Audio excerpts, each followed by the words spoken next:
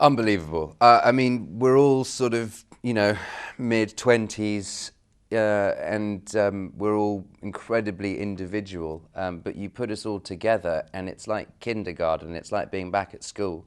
And Harold, our director, is like a big kid as well. So in the mornings, it was quite difficult probably to get us all to focus.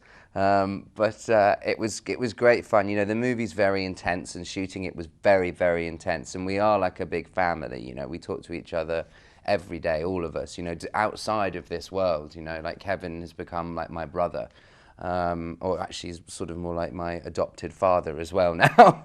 I've got two dads, my real dad and Kevin Zegers.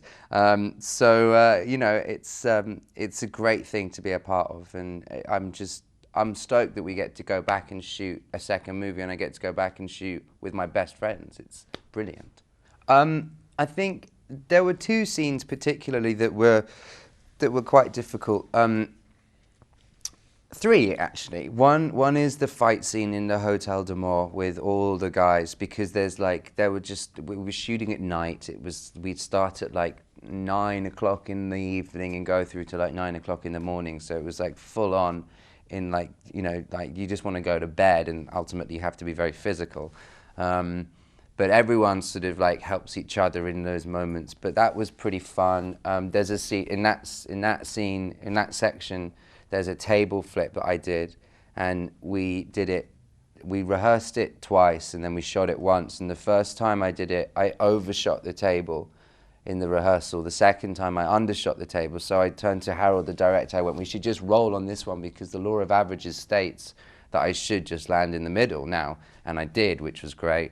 The second one is the greenhouse scene with Clary, where Jace opens up to Clary, and it's the romantic scene, yes, but it's more about the fact that, for me, I made Jace so dark because of that moment where he opens up, and you really can understand why he is the way he is.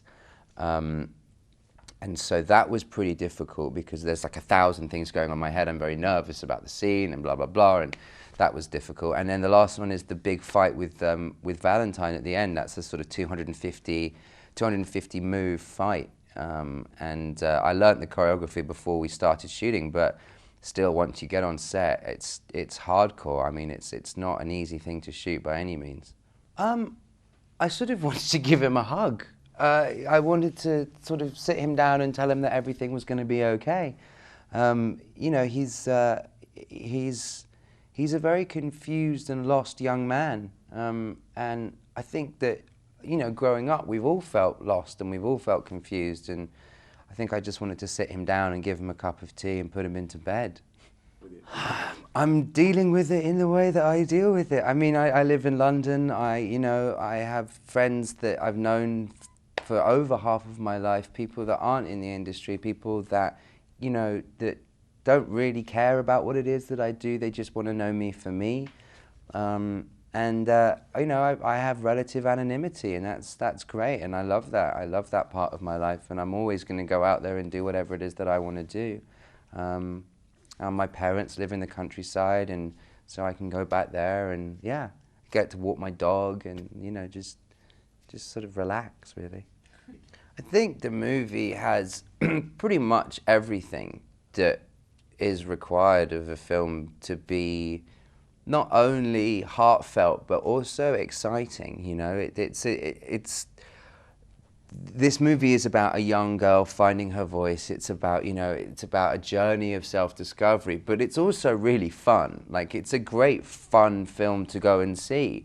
My dad and my agent went to go and see it, and they're older men, and they said it was just sort of like an emotional and a physical onslaught. At no point did they feel bored, and I think that that's really what we have, is this movie that just keeps on going. It never stops, and every scene means something. There's no real wet moments, I suppose.